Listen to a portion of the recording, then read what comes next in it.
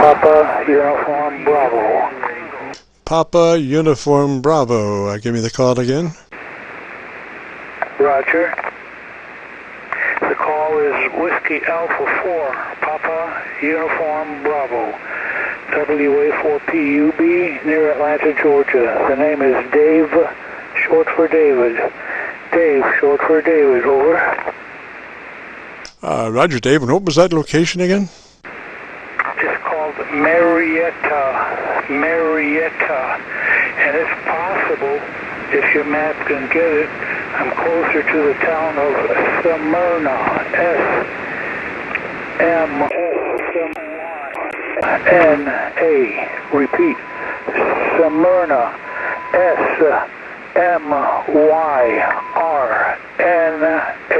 Georgia. Over.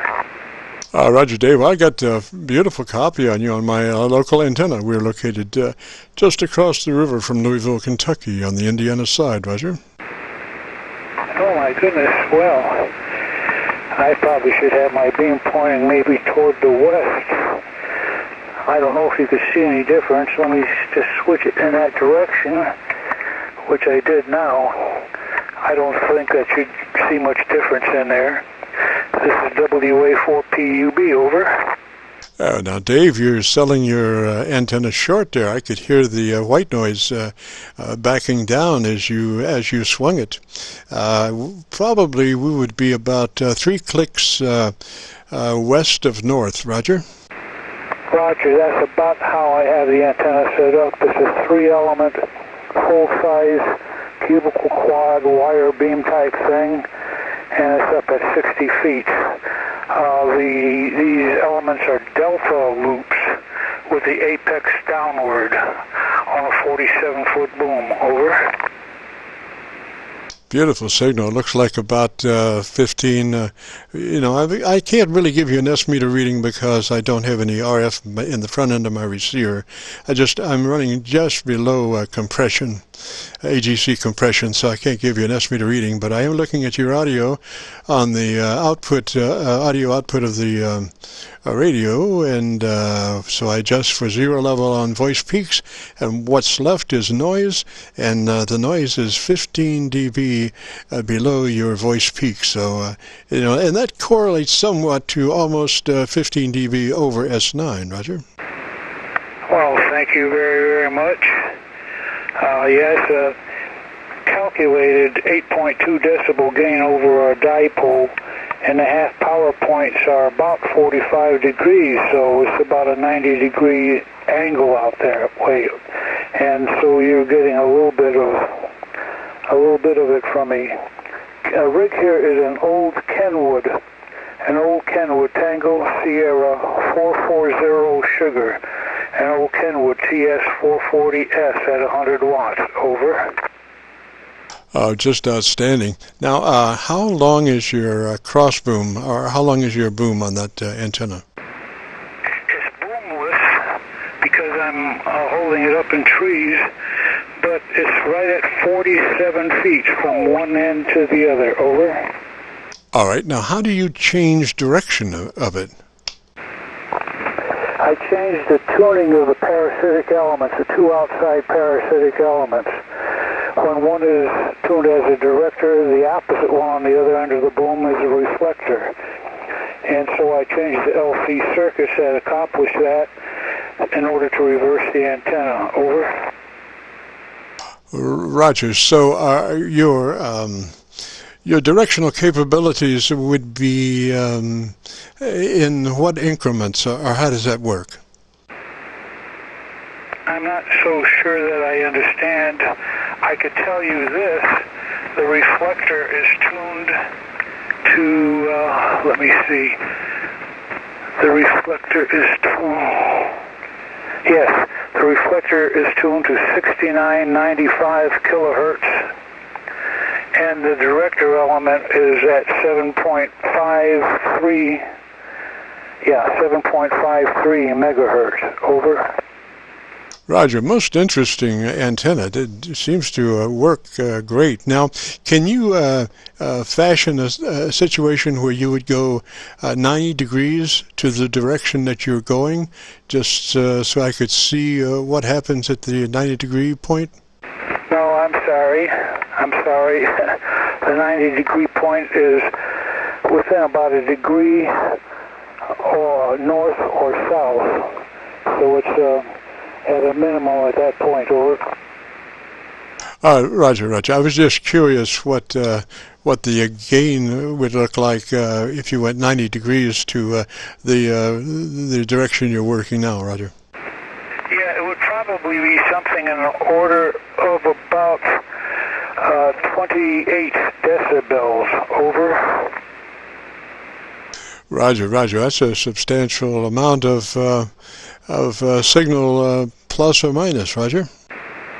Yes, and it's a good working antenna. I've had it up. I used to have a rotary array for this thing here years ago on a tower, but I had a tree fall into the tower and it damaged the structure, and so I ended up taking everything down.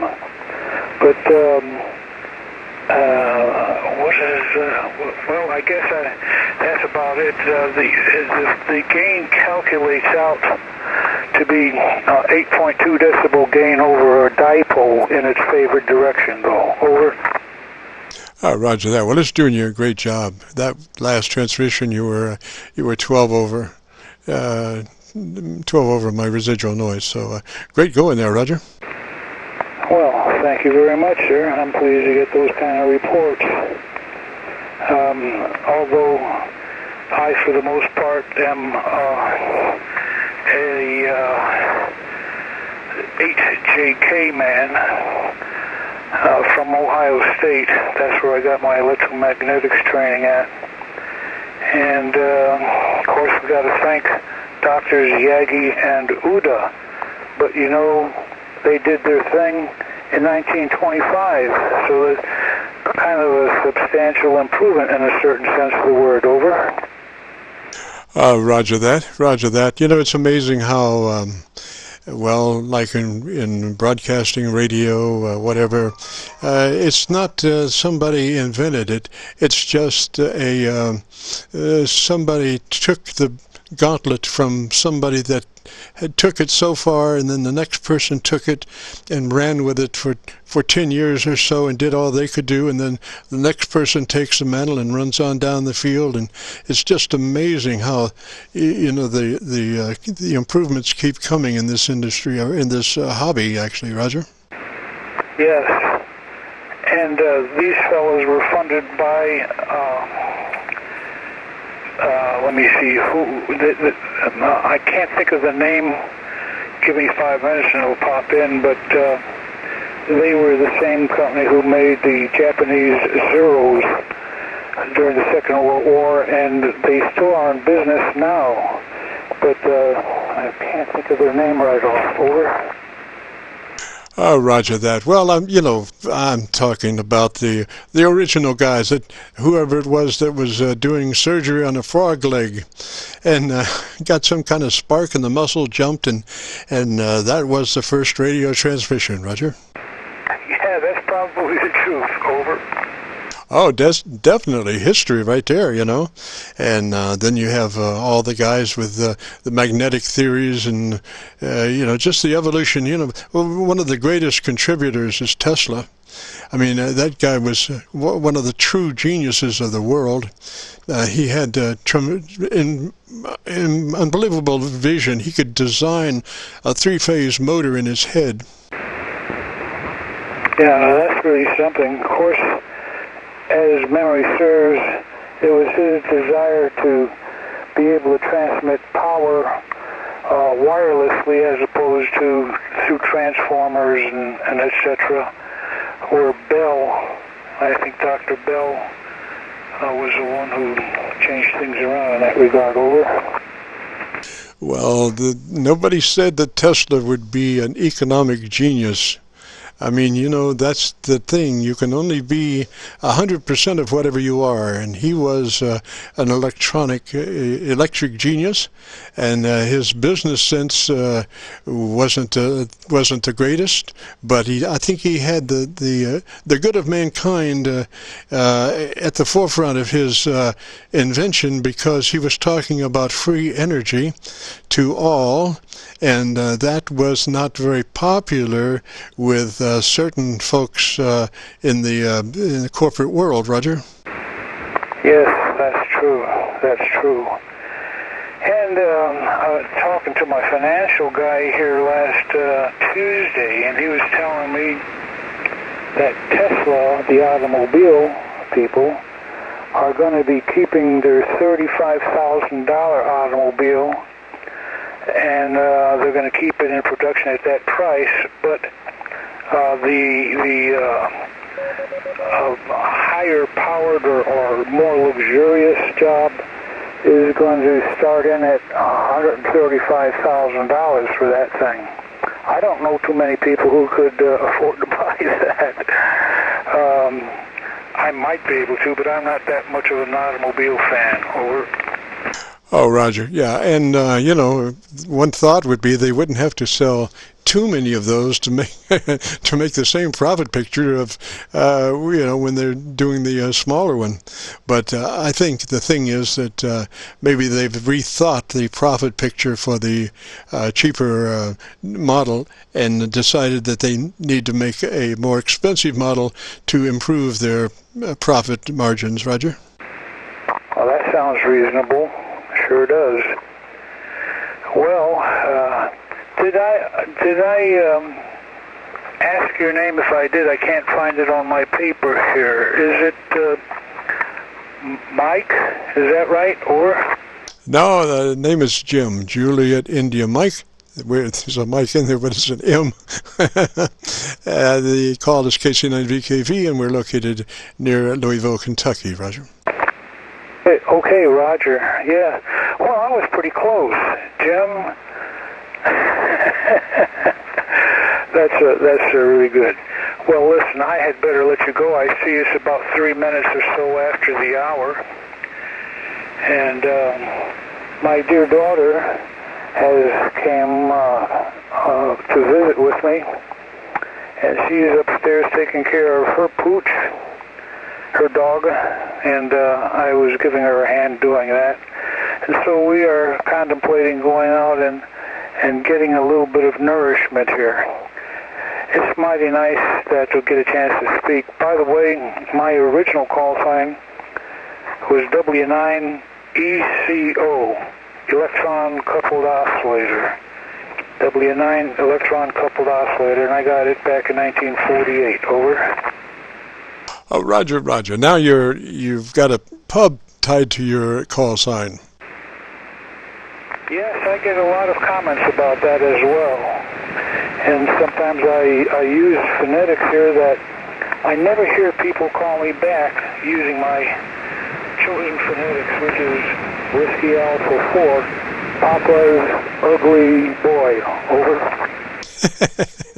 Yeah, Roger. You got a point there.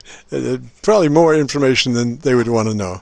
Well, listen, Dave, I want to say threes to you, sir. Thanks for dropping by. We're usually here every Friday afternoon from 3:30 till 5, and we are recording. And matter of fact, we have been recording since 3:30.